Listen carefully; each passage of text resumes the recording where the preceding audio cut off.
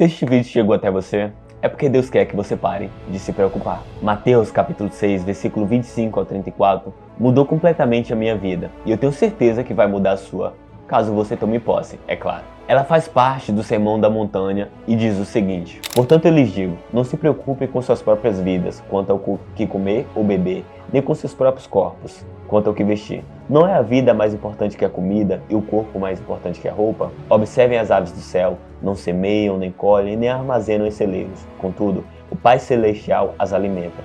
Não tem vocês muito mais valor do que elas? Quem de vocês, por mais que se preocupe, pode acrescentar uma hora que seja a sua vida? Por que vocês se preocupam com roupas? Vejam como crescem os lírios do campo. Eles não trabalham, nem tecem.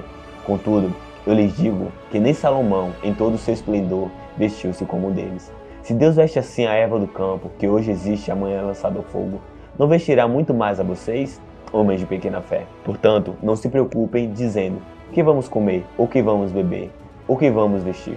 Pois os pagãos é que correm atrás dessas coisas. Mas o Pai Celestial sabe que vocês precisam delas. Busquem, pois, em primeiro lugar o reino de Deus e a sua justiça, e todas essas coisas lhes serão acrescentadas. Portanto, não se preocupem com o amanhã, pois o amanhã se preocupará consigo mesmo. Basta cada dia o seu próprio mal. Em um dos momentos mais difíceis da minha vida, Deus me mostrou essa passagem. Eu tinha acabado de quebrar um negócio, estava quase entrando em uma depressão, estava longe de tudo e de todos. Morava sozinho, estava desempregado e tinha muito receio de ter que regredir e voltar a morar com a minha mãe. Mas quando Deus falou comigo através dessa passagem, eu percebi que era para mim. E neste momento, Ele falou para que eu até me afastasse das redes sociais. Redes sociais essa que eu utilizava para abençoar outras vidas. A princípio, a nossa tendência é sempre rejeitar aquilo que Deus quer para nossas vidas, pois somos incapazes de ver aquilo que Ele vê. Sem contar que eu estava recebendo diversos feedbacks positivos de pessoas dizendo que as vidas delas estavam sendo abençoadas através da minha. E eu realmente não entendia o porquê daquele motivo, de ter que me afastar. Mas nunca decida viver em desobediência, pois isso nunca lhe trará paz alguma. Decida obedecer, por mais que você não entenda, pois somente Ele é capaz de nos dar a paz que excede todo entendimento. A partir dessa compreensão, eu decidi me afastar das redes sociais, apagar todos os aplicativos que me distraíam, começar um jejum que a princípio seria de 7 dias, que se prolongou até 21 dias e me dedicar totalmente para a vontade do nosso Senhor Jesus. E quer saber de uma coisa? Isso mudou completamente a minha vida. Foi um dos períodos mais difíceis e angustiantes da minha vida, mas também foi um dos períodos de maior crescimento espiritual e proximidade com Deus de toda a minha vida. E é sobre exatamente isso que eu vim falar com você aqui hoje. Mas antes de mais nada, se você não me conhece, eu me chamo Ramon Silva. Não esquece de curtir o vídeo, pois assim o YouTube entende que é relevante e leva para mais pessoas.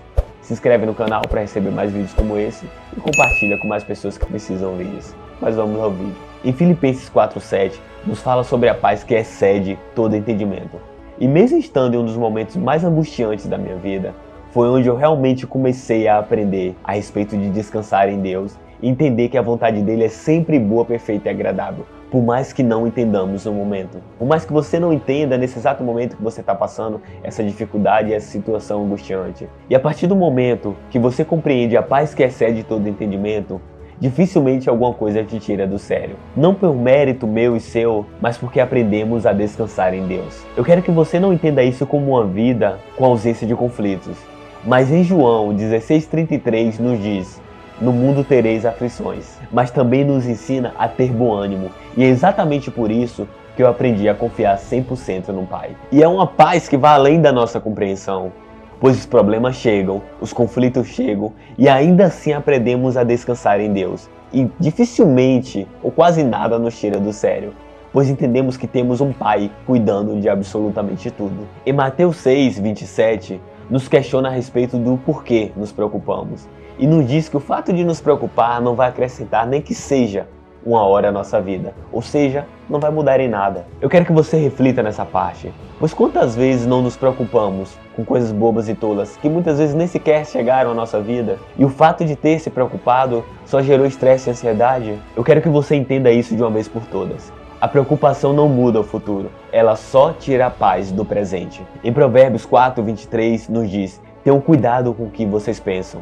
pois a sua vida será dirigida pelos seus pensamentos. Você entende que ao focar no problema, é exatamente isso que você acaba trazendo para a sua vida? Tudo aquilo que focamos muito, além de crescer, É tendencioso da nossa parte que o coloquemos em um pedestal. Não. E antes que você se questione, não é que Deus não se importe com nossas preocupações. Como um pai, ele se importa, mas ele sabe de todas as coisas, dos nossos sonhos, de um emprego que desejamos, da viagem, da faculdade e de tantas outras coisas que ocupam a nossa vida diariamente. Mas eu quero que você saiba que de nada vale se estivermos com foco nas coisas erradas. Entenda uma coisa que eu levei muito tempo para entender. Se está sob o meu controle, é função minha resolver. Se não está sob o meu controle, está na esfera do impossível, eu oro e entrego para Deus. Com isso, eu vou tirar o foco do problema e vou colocar o foco onde eu posso resolver e vai agregar algo ou algum valor à minha vida. Ou seja, ao nos preocuparmos, não vamos mudar absolutamente nada e simplesmente tirar somente a nossa paz do momento presente. É como o exemplo da lei da atração, é claro.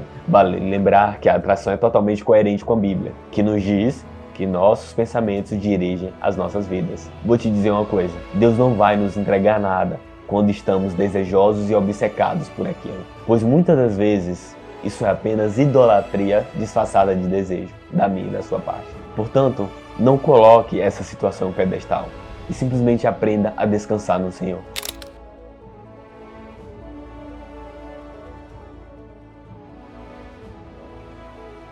Muitas das vezes, quando aprendemos a descansar no Senhor, e como nos diz Filipenses 4,19, entendemos que Ele suprirá todas as nossas necessidades. A partir desse momento, Ele olha pra gente, entende que não somos mais filhos mimados e imaturos, e sim filhos maduros, e entende que esse é exatamente o momento de entregar as nossas bênçãos. Bênçãos essas que, se não estivermos aptos e preparados para recebê-las, vão ficar retidas na esfera celestial. Pois ao recebê-las, vamos entender que não devemos idolatrar aquilo, pois toda a plenitude habita somente em Cristo Jesus. E nada nessa esfera terrestre, nada nesse mundo vai nos satisfazer, porque toda a plenitude habita nele.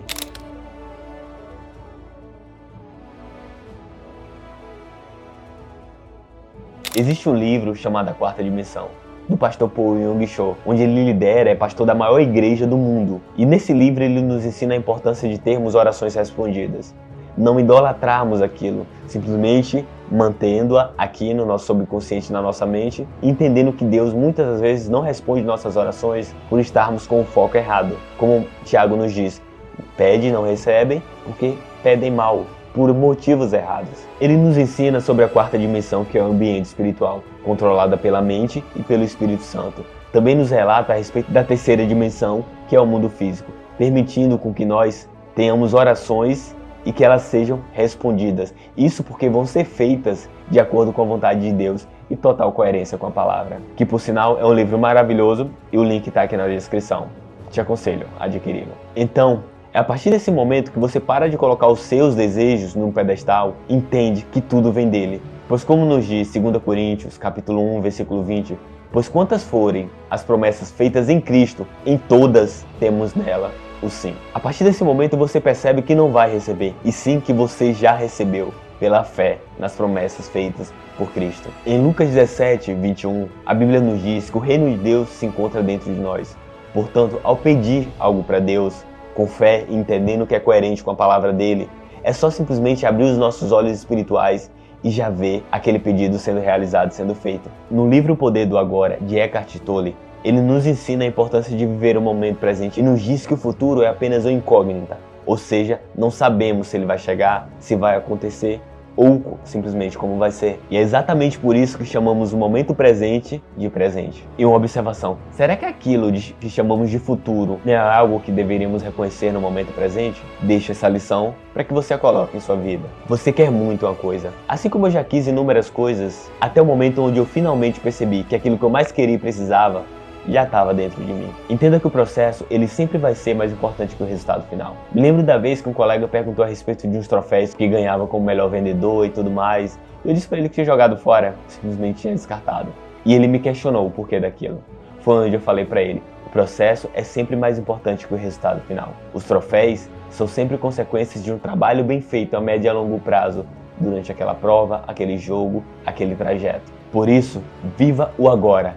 Entenda que o reino de Deus já está dentro de nós. E tudo que pedirdes em meu nome, crendo, eu farei.